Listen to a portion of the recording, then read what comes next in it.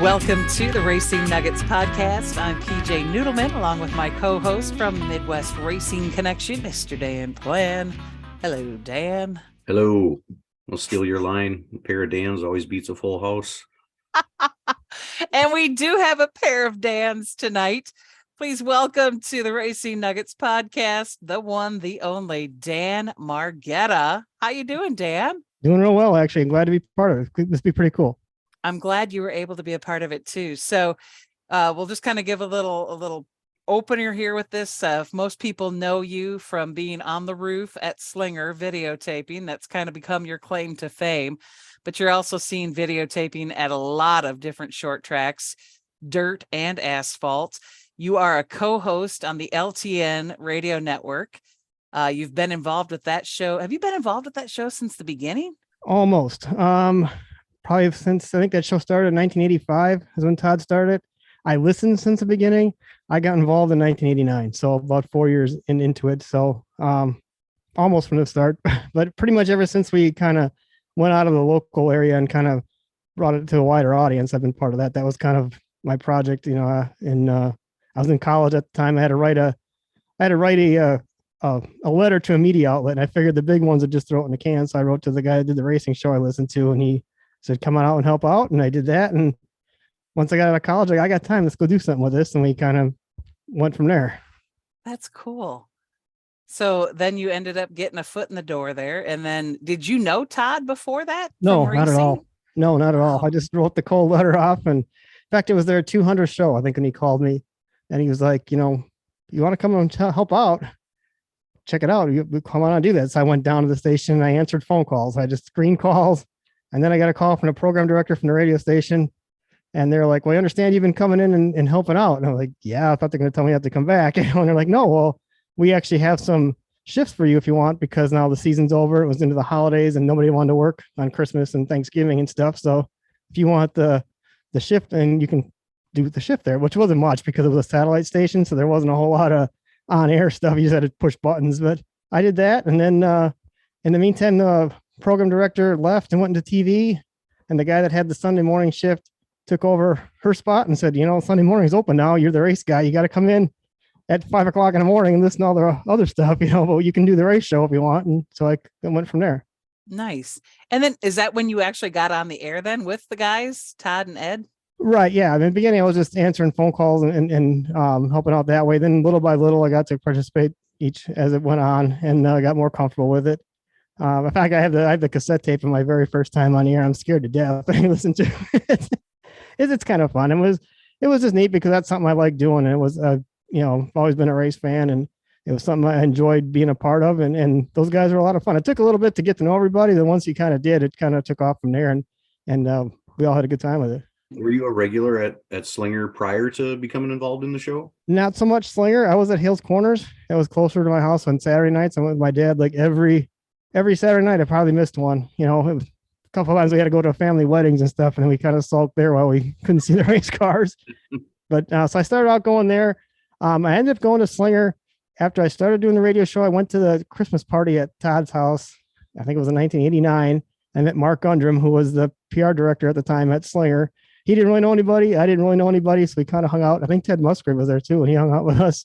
And then Mark said, well, hey, if you want to come help out at Slinger, we'd love to, you know, see what it's all about. So that was kind of my introduction to going to Slinger. That was in 1990, and kind of introduced me to standing on the roof. That is probably the best seat in the house that you can't buy. And I was like, yeah, you're right. And it kind of took off from there. And then it kind of gradually got to be a Slinger thing. I did both tracks for a while. Then Hales Corners closed down about 20 years ago now. And then ever since, Slinger's kind of been the number one track. So when did you decide to pick up the video camera, though, and start recording races? Yeah, that was probably about 1990, 91, just for something to do. We had a big old VHS camera, those real big ones. And I had taken it to Hales Corners a couple of times.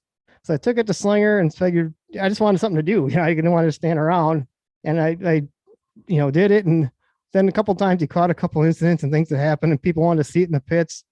And then it was like, you didn't bring the camera 1 week, and you're like, well, where's your camera? And it got to be like, you had to have the camera because that's what you're kind of known for. So it just kind of went from there. I just mainly did it for something to do and for something to watch in the off season, you know, during the winter time when it's all cold and boring around here. What are you gonna do? I can watch some old races that way. And that just kind of took off. And then the whole video thing really took off with YouTube and all that kind of stuff. And now the streaming and everything else. I mean, it's kind of cool to be a part of that and kind of be part of it from the very beginning, kind of thing. Yeah, you actually been involved with some of the different organizations that stream races. You've been running their camera, and one can tell when Dan Margetta is behind the camera more so than a lot of the other folks. Thanks. I look at it. I think like a race car driver. I can't drive. I wish I could. I'm kind of like a closet race car driver thing up there. You kind of know how people, I think, react, and you kind of can see things that way. And that's how you can kind of tell. I'll see somebody cut somebody off, like slide across their nose, and say, that probably made that guy mad. He's not going to like that going to the next corner. So you can kind of, if you think like that, you kind of can see things happen before they happen, kind of deal. And I think and plus I'm still a fan. I've always been a fan, so I'm into it. When those races are close, and that's sometimes I zoom in too much because it's like I want to get that close to feel it. But that's a big part of it. I think if you really know what you're looking for, and if you're a fan and understand the whole concept of everything and how race car drivers think, I think you can find things happen before they do. Yeah. So as you are continuing to do the whole videoing thing, I think the other piece of that is, I know you're not like a really big talker, but you'll talk to people, but you're kind of a quiet guy. And I think sometimes that actually plays to your advantage because people will say things in front of you, I think, without realizing that they said things in front of you. Yeah. Because you're so quiet. Yeah. You listen. And I'm if I get to know you, I'll talk. If people say, once you know you, I'll talk. But if I don't really know somebody, I'm a little bit shy that way. It takes a while to get to actually know people and that. But or if I've had a few, then I talk too much. You're Don't we all? You're usually not very quiet at Chromies. Right. See, I wonder why that is. Or the Dolphin. Right. Haven't we had some good times, the three of us at Oktoberfest? Yeah. Oh, man. I'm looking forward to this year. We're actually, Dan, talking about doing a special edition of the Racing Nuggets podcast from the Dolphin this year. Oh, nice. I'll have to make sure I'm there for that. Yeah, hoping to line up some surprise guests just to come barreling in. Dan's going to love it. If the Dolphins are rocking, it ain't because of anything other than too many chubby people in there, probably, but we're having a good time. So another thing I wanted to ask you about, and I didn't want to dive right into this, but it has been documented. You've been talking about it. You have been diagnosed with a form of cancer, and you've already had, as of the time of recording, one of your treatments. Tell us a little bit about what your diagnosis is, what the treatment is, and what the prognosis is. It's actually gone quite well. It all started about 2 years ago, which is weird. I was in Vegas at the NASCAR race. I was walking to go meet friends Kyle Larson won the race, and we had a winning ticket. So we had to go down and cash a winning ticket. So I was walking from Park MGM over to MGM Graham to meet him. And I was just walking, and something popped in my collarbone. I felt it. And I don't know why. It was just weird, and it hurt, so I went and I cashed the ticket in, and they were flying home. And I was actually going to the Phoenix race the next week. I was going to do the back-to-back. So I was going to drive to Phoenix with where Todd lives and hang out for some spring training games and then the Phoenix race itself. So I figured I need to get in Phoenix because I don't know anybody in Vegas, and I have friends in Phoenix. In case this is something serious, I want to get there. So I drove to Phoenix. I drove kind of one-handed. It hurt. It was in about 4.5 hours when I got there. And then by the end of that week, though, it was still sore, but it wasn't as bad, and it seemed to get better. And I thought, well, I had already messed my collarbone up a couple years ago playing football with my real job. I work at a police department, and I played football with the cops, and I got slammed, and I kind of messed my collarbone up then. So it always kind of was a lump there or something weird. So I didn't really think too much of it. But then as it got better, that lump stayed there, and it kind of got bigger this year right before Daytona. And I was like, man, I'm going to Daytona. I just want to get through Daytona and I'll go have it checked out because there's something's going on here. And they found out it's diffuse large B-cell lymphoma, which is the most common kind of non-Hodgkin's disease. What it could have been is way worse. I mean, when I found out it was that, I was really relieved because they were talking, it was like sarcoma, which is a bad cancer. I mean, that's something you really may not survive. And I was kind of scared. I really was kind of like, oh boy, this could be really bad. But when I found out it was a lymphoma and not the sarcoma, it was kind of a relief. I mean, not that it's a relief to find that you have cancer, but when he found that was the prognosis of that is really good. That's very curable. And I was at that point, I'm like, I'm going to beat this. This is, I've just got to get through it and we're going to do it. And through all the scans, the CAT scans, the PET scan, it's all new to me. I haven't been to a doctor in like 25 years. I broke my leg playing softball with the cops again. I keep getting her playing with the cops. You maybe need to messing around with the cops. Right. But that's the last time I actually went to a doctor. So it'd been a while, but going through all those tests, I mean, the CAT scan, going through that tube thing, and the PET scans, they put that radioactive sugar in you and stuff. And it found out that it hadn't gone anywhere else. It's just right there in one spot, which is what a blessing. That was, I was a little worried there too. Like, man, this is 2 years. It's probably over the place, but it wasn't. So that was kind of nice. And then when the biopsy came back, that was this lymphoma it's very treatable. It's with chemotherapy. It was huge. I mean, it was getting pretty big as it was going on.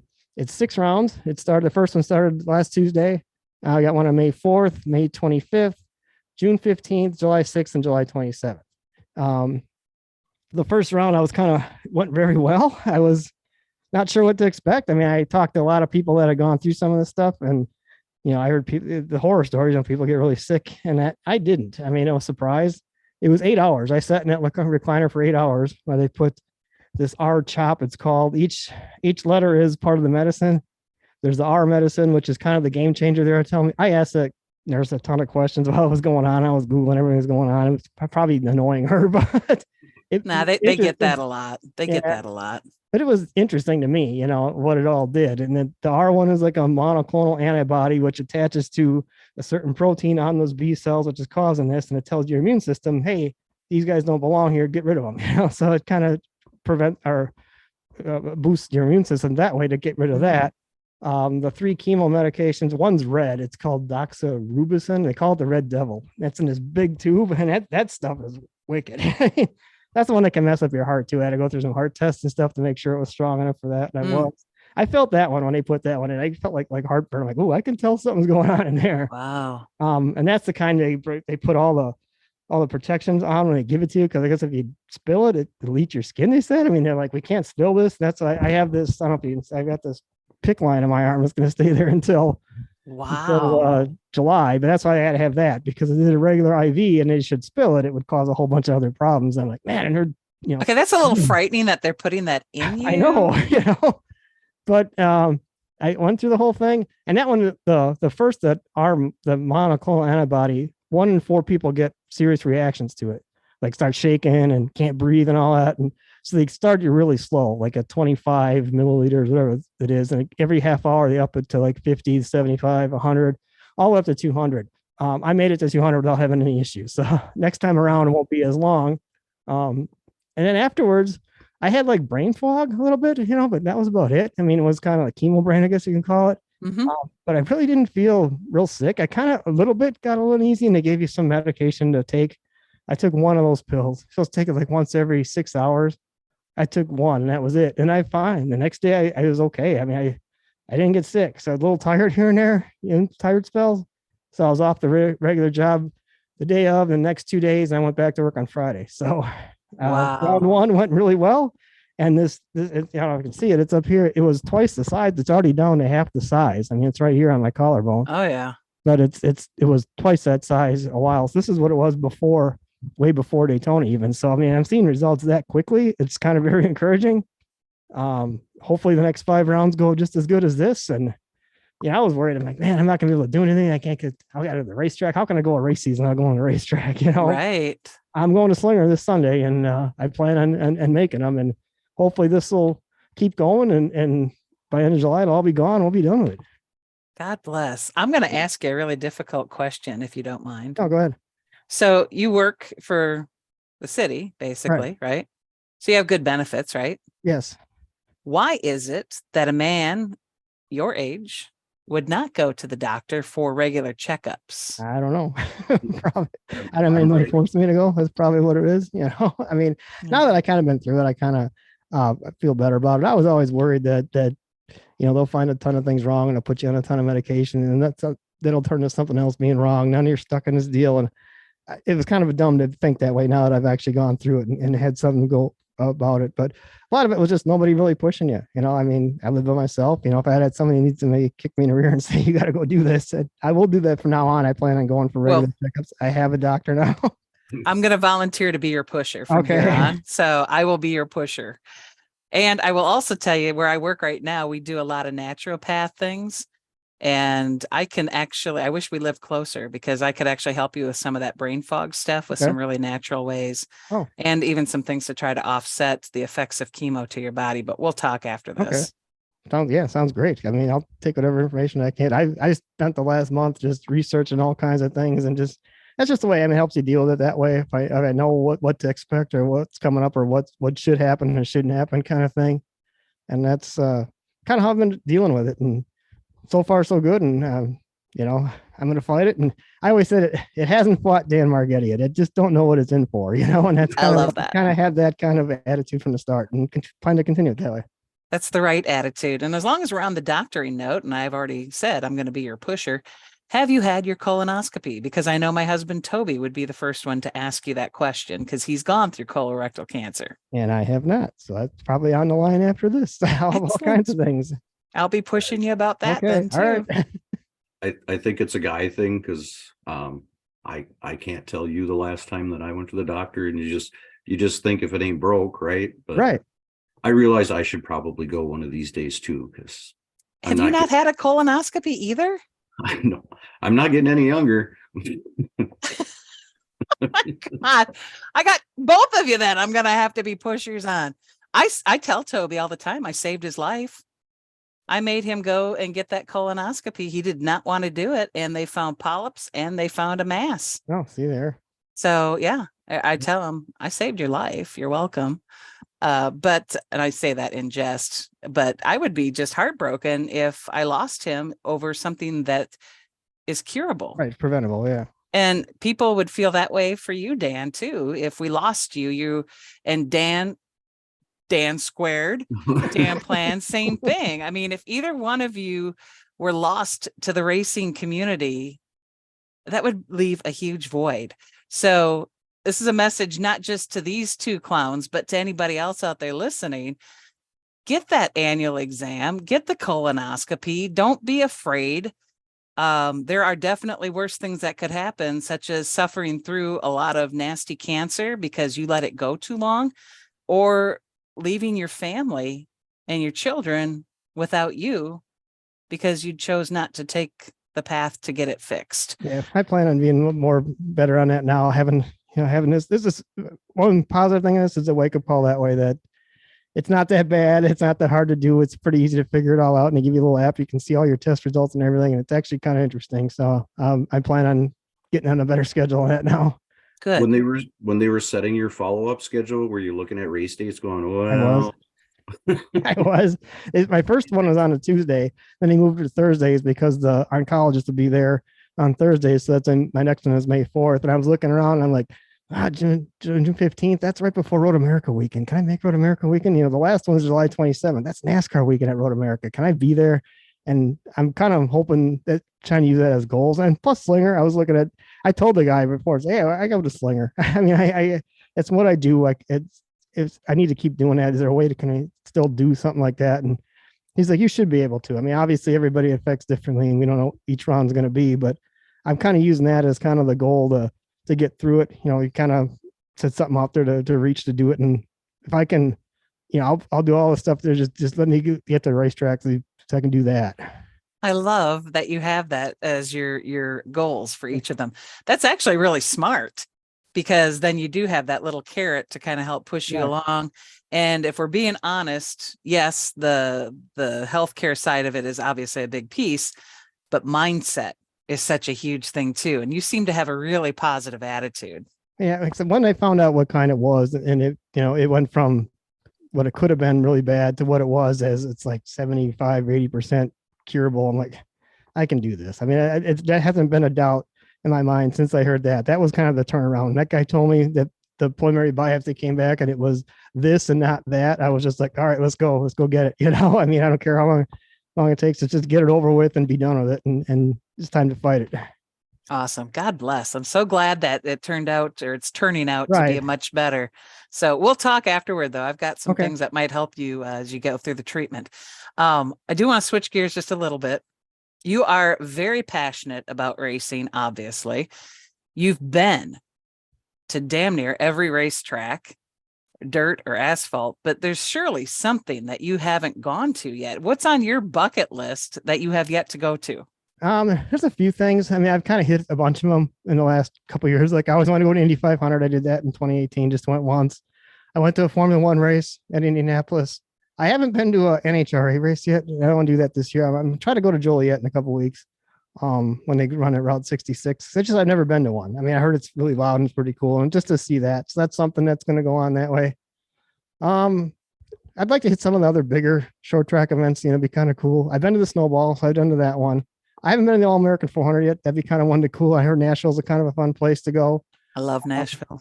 Stuff like that. They're getting less and less because I'm starting to knock them off, and you start making your plans and say, where do I want to go? I did Daytona. I did the 500. Not a whole lot of NASCAR stuff yet that I haven't done. That really I have to do. It's more so short track and that kind of thing. Just because I kind of have a lot more fun at some of those. It seems like it's a little bit less pressure, a little more laid back, and I feel more at home at those now. Yeah. You and I actually have something else in common too, and that is we both write for the Midwest Racing Connection. You are a very good writer. Oh, thanks. And I know that you write all the PR releases or the press releases after the races for Slinger. So you're very good about writing about incidences without putting blame on anyone. You're very good at that. You got to do that. You can't. I kind of learned that. I used to work for Midwest Racing News too beforehand, and it was always you want to say what happened, but you can't. You can't blame it on somebody. And sometimes it's a little tricky to make it the PR way to do it. I think I did once. Somebody got put in a fence out of Slinger. The guy came out and he carried him up the track and put the guy in the wall. And I just said something like, somebody found the wall when the real estate between the inside car and himself or something got way less. The way I wrote it, the car owner was Jerry Gunnerman's driver, because I saw him later and he's like, God, that's the most nicest way to say the guy got parked I've ever heard. Like, well, I didn't want to say so-and-so did this, but I kind of want to let it know that, yeah, it looked pretty intentional, but without saying it, Mm-hmm. Dan, you got a plan. You have to be happy having a professional finally on staff. Well, I think you're the only one Margetta's the only one on this call that I haven't gotten an email from somebody else yet complaining about what they wrote. So okay. That's always a good sign. Wait a minute. You've gotten complaints about things I've written? And I gave up writing controversy. I got one angry letter from a track one time, but they were wrong. So I haven't gotten any other letters. So funny. I know which one I got in trouble on, but we hugged it out. We're all good now. I think it was just a misinterpretation. I believe so. But that isn't what this podcast is about right now. So, Dan, when you are putting your schedule together each year, because you do that, I mean, you like map it out. When you sit down, is it almost like National Lampoon's Vacation, where they're like putting all the papers out and they're planning where they're going to be going, and how do you start, and what's the first thing on the calendar and all that? Yeah, it kind of depends on who you're all going with, because a lot of these races I go with different people too. Like I've gone with Brian Schmidt from our LTN show. We hit a lot of the dirt races. He's a big dirt guy, and he's they got theirs they want to do. Other people want to do other types of races, and sometimes you're like, oh, I don't know if I can do them all, But I kind of look at the beginning of the year. Daytona always usually starts it out because there's not really much going on. And then I got to look at how much vacation time I got at the regular job too, and stuff where I can get away and do that. And then of course I hit Slingers like the Nationals and some of their big events. I make sure I have that done. After that, it's just kind of where everybody else says, hey, it'd be cool to go this. You want to come along? And it's like, all right, if I can do it, I'll be there. I kind of don't want to. I feel like I have to go to these things, so you don't want to miss something. I'm always worried about missing out. It's like by the time I stay home, it's going to be the greatest race in the world, and I wasn't there. So you kind of, I always, if I don't go somewhere, I always have that fear in the back of my mind, like, man, you probably missed something really cool, and now you can't go back. I one like of the that. things that I thought was cool, I think you've been to races with Al and Gwen Schill before, and Oh yeah. imagine Al was one of the top dogs at Hales Corners back when you were going there and raced a lot at Slinger. So I was envious, thinking, how cool is that? He gets to go to the races with Al Schill. Yeah, I used to watch him race at Hales Corners, and he was my guy. You know, I have a 1977 yearbook from Hales Corners where 7-year-old me wrote Al Schill as the most popular driver on the ballot. I didn't turn it in, but it's in the book. I have a model car I built when I was like 8, of his car. So he was kind of my hero. And then we got to meet him when I went to Slinger. The first time I went there, they were the first driver I actually officially met. I didn't, it was raining, and I didn't know anybody. And I got there on a pit pass. I was all excited to be in there. I didn't know anybody. It was just pouring. I had nowhere to go because I didn't know anybody. And then Gwen opened up the trailer. He's like, why are you standing in the rain? Come on in here with us. And suddenly I'm like, oh my God, it's Al Schill. And I'm in here, and suddenly we're eating food and having a good time during the rain out.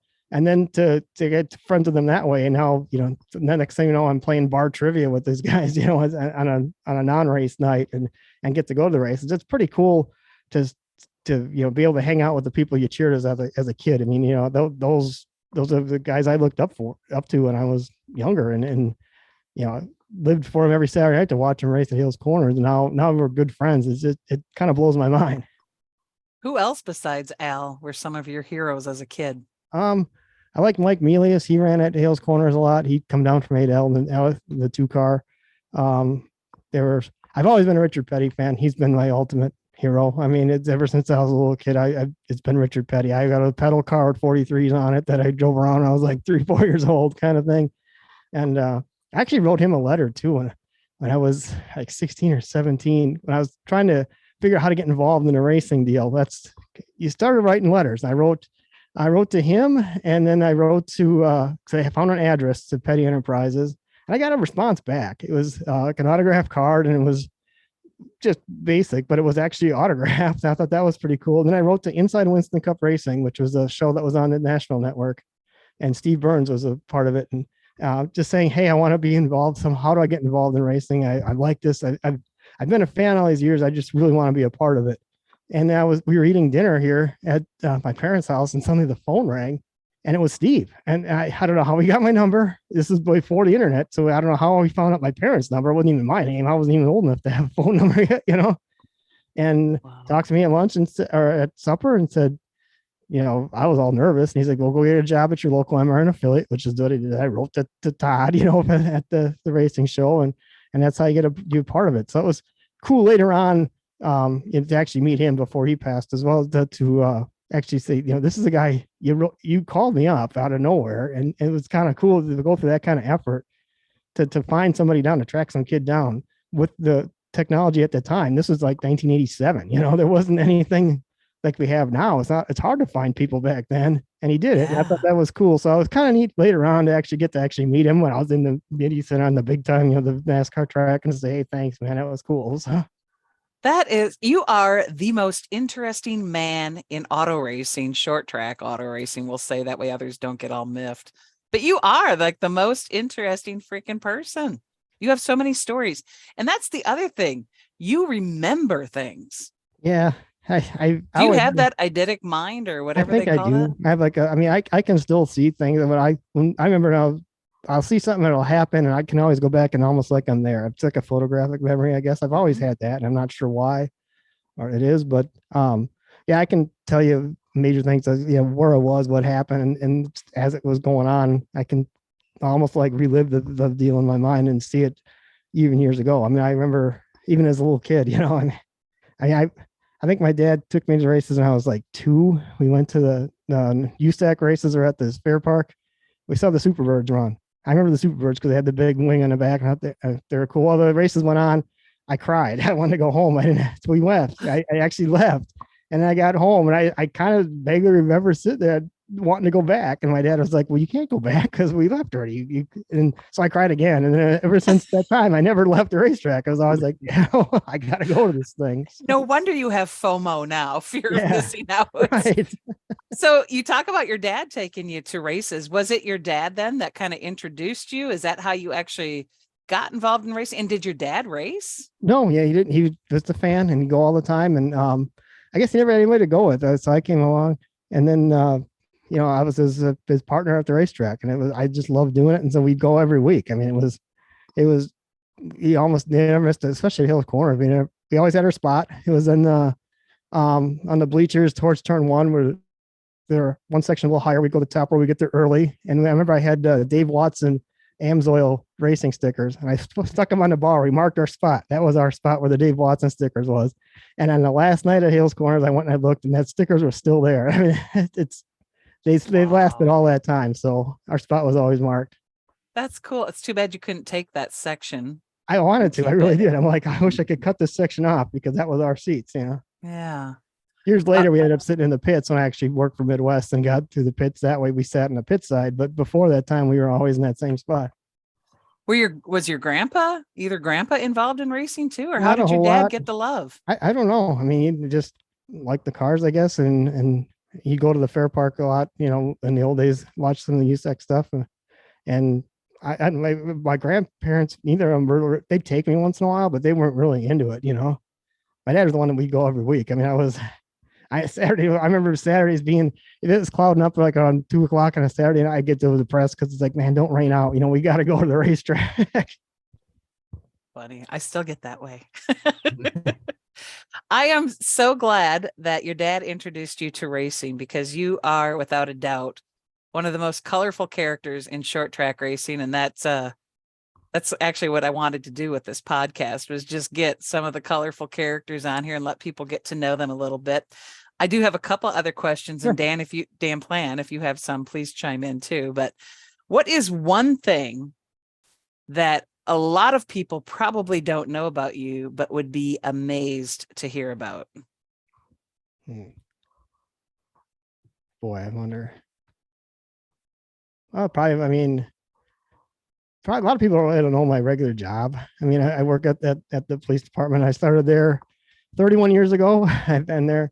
I started as a dispatcher. I was a 911 dispatcher, so I had a bunch of crazy calls that way. I mean, we had some wicked things that happen in that, and that was about maybe 13 years of doing that. And then it got to the point I was working third shift, and I did it because I could still go to the racetrack. I mean, I would go from like Friday night midnight to 8:00 to Saturday. We go to Hills Corners, leave Hills Corners, go right to work all night, get off at 8:00, do the radio show on Sunday morning, go to Slinger, leave Slinger, go back to work midnight to 8, then go to the newspaper at Midwest Racing News, fall asleep at the keyboard a couple of times trying to write stories, and go back in. So I mean, I didn't sleep at all.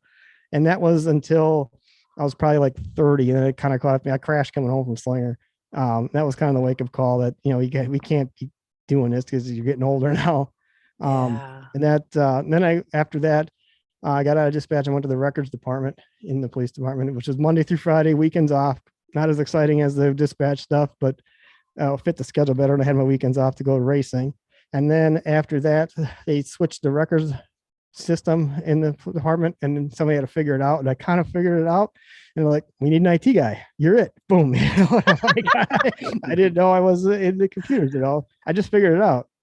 Well, So you do kind of somehow- do the IT stuff along with Matt for Right. the LTN hour. Yeah, and that's actually what I do at the police department. I'm their IT specialist, and I run the records department. And that's what I do now. But a lot of it wasn't. I just kind of figured it out. I didn't really go to school for it. They send you to some of these seminars and stuff, and the other IT people are kind of boring. And like, this stuff gives me headaches. It doesn't make me exciting. I can figure it out. I want to go to a racetrack. But so maybe that's it. As people realize that I have that kind of background, and I can figure stuff out without really having the degrees to go with it. Yeah, that's a good testament. Actually, there's kids, you don't need to go to a 4-year college to get a good job. There's your PSA for the day.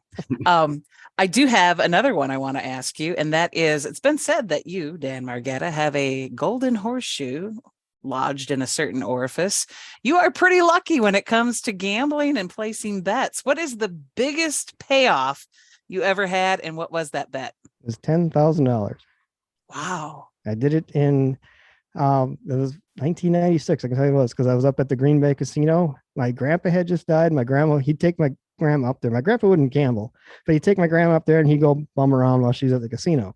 And after he passed away, my grandma couldn't go. So I took a day off of work and I said, we'll take grandma up to the casino in Green Bay. So I went up there, and before he left, my mom, which people don't realize that either. My wins are usually with partners with my mom. I don't do a whole lot by myself. When I partner with my mom, we seem to do pretty good. So she gave me $20 and she said, put it in a slot machine, like a dollar machine, and we'll split it. I'm like, well, I'll put 22. So I had $40 and whatever I won, we're going to split. And we almost didn't play it.